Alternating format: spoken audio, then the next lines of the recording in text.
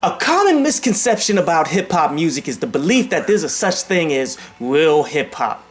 Truth is, when someone defines a brand of music as real, that simply means that it's the personal preferences placed in terms that they can shade other forms of music. For the most part, this terminology is used to differentiate between current popular music and the fond memories of a previous generation. See, when people can't actively define why they dislike entire catalogs of music, they create emotional justification and try to pass it off as logic. Now, don't get me wrong, I'm not here to defend the music being released by the mainstream industry because I too dislike the vast majority of artists receiving major label promotional rollouts. It's become obvious that the little things like being competent enough to make music no longer matters in the music industry of all places, and the irony of that statement is not lost on me, but yet this is the reality that we are living in. Yet my issue is with the people who don't even listen to any new artists outside of the worst that this generation has to offer, making broad, uneducated, and discriminatory statements towards all new acts. I would much rather you just say, you know what, this music just isn't for me, than finding commonality amongst each other based on statements that make no sense. And yes, you are about to hear that this statement, real hip-hop, makes zero sense, but it is also so commonly said that it's been accepted by an entire section of the culture. And the acceptance of such only continues the tradition that one generation hating on the next instead of accepting and molding the youth for the progression of this craft that we are all having vested interest in.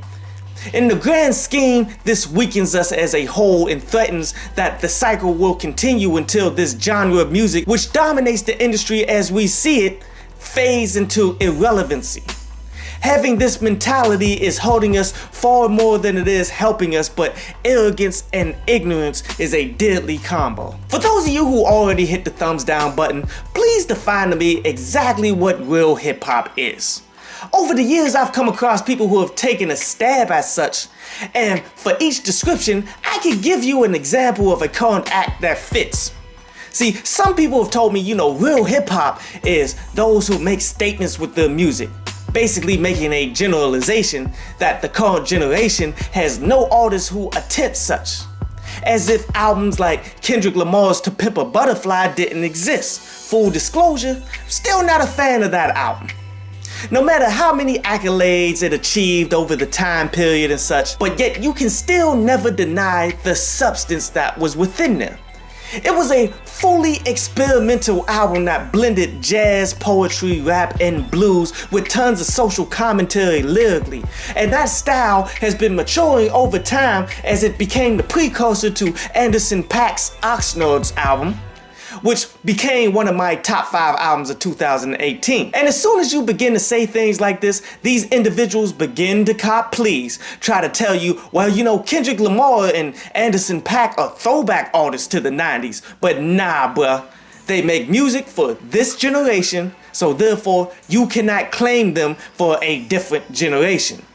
Others will try to use, the quality of the worst acts like Lil Yachty to Bad Baby to prove this concept that this real hip-hop thing actually exists. Yet, you're clearly forgetting acts like Crisscross, Jump, Jump, the Mac Daddy make you, Jump, Jump, the Daddy Mac will make you, Jump, Jump, Crisscross will make you, Jump, Jump. And then you're obviously forgetting Vanilla Ice. Ice, ice, baby, dun dun dun dun dun dun dun. You're trying to make it seem like garbage music is something that's exclusive to this time period that has only recently have been being mass manufactured. And that is simply disingenuous. This generation does not own the monopoly on trash music, and it's past time for you to take off the rose-colored glasses to realize that the 90s weren't as glamorous as you think they were. After this point is made, then people get super emotionally saying that you know what I mean, you know exactly what real music is, basically committing the cardinal sin of putting real music in the description of what real music is, instead of simply accepting the reality that they cannot explain this mythical real hip-hop. And if you can't come up with an active definition, then you can't use it to shade other people. Many may believe that this mentality isn't harmful, but again, you would be incorrect. Look at it like this. What type of woman out here is the most promiscuous in society?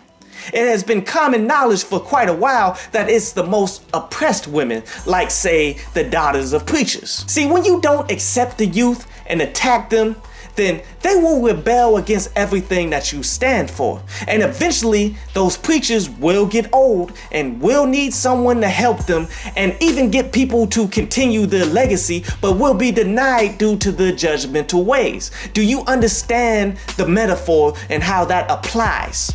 Regardless of if you like it or not, these new rappers have to be the ones to carry the torch.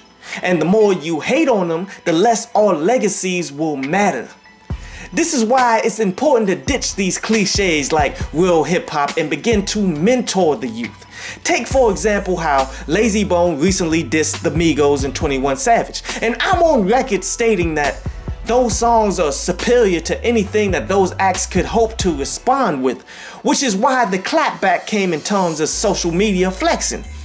But this was not a good look for the culture. See, Bone Thugs and Harmony should be celebrated and loved within the culture, as new artists should be influenced by their greatness, but instead they are tagged as the old rappers that are hating. No matter how justified this may be, you can't lose the fact that these kids are the ones who are in power. And there's nothing that you can do about it. So instead of angrily responding as he did, it would have been much better if he would have just simply made a phone call. Spend the time to teach the trade to individuals who could definitely use it instead of trying to use them as a platform to relaunch a career that has long passed. And this diseased mentality is also seen in fans who are stuck in the 90s. These people only listen to the artists the mainstream media releases to compare the favorites of the past, reaffirming this real hip-hop myth. Yet if they put in this much effort seeking out good music as they do hating, then the culture as a whole would succeed. The moral to the story is that there's no such thing as real hip-hop. You only have your own biased opinion on what makes music good to you. And the only means you have to give credit to such theory is to throw salt at other acts.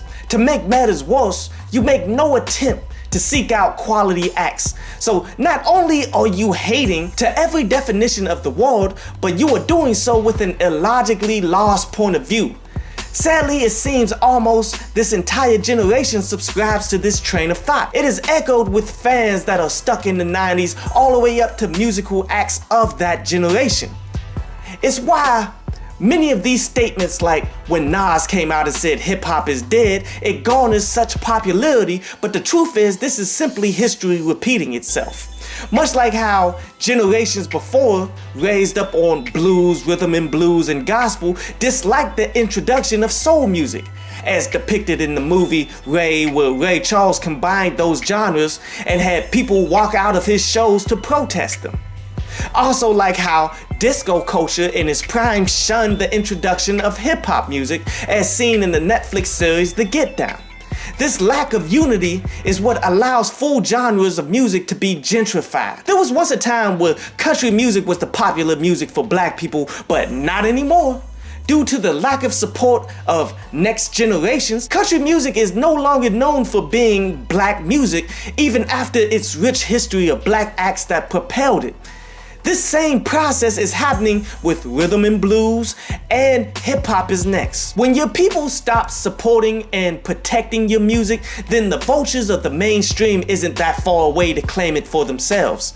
Therefore, creating a rift between you and the people that you need in order to keep your music alive for years to come isn't the smartest of moves to make. Let's break the cycle and spread support as well as knowledge necessary to progress those who are in need. This is what communities are all about, instead of being crabs in the bucket, forgotten and left for dead.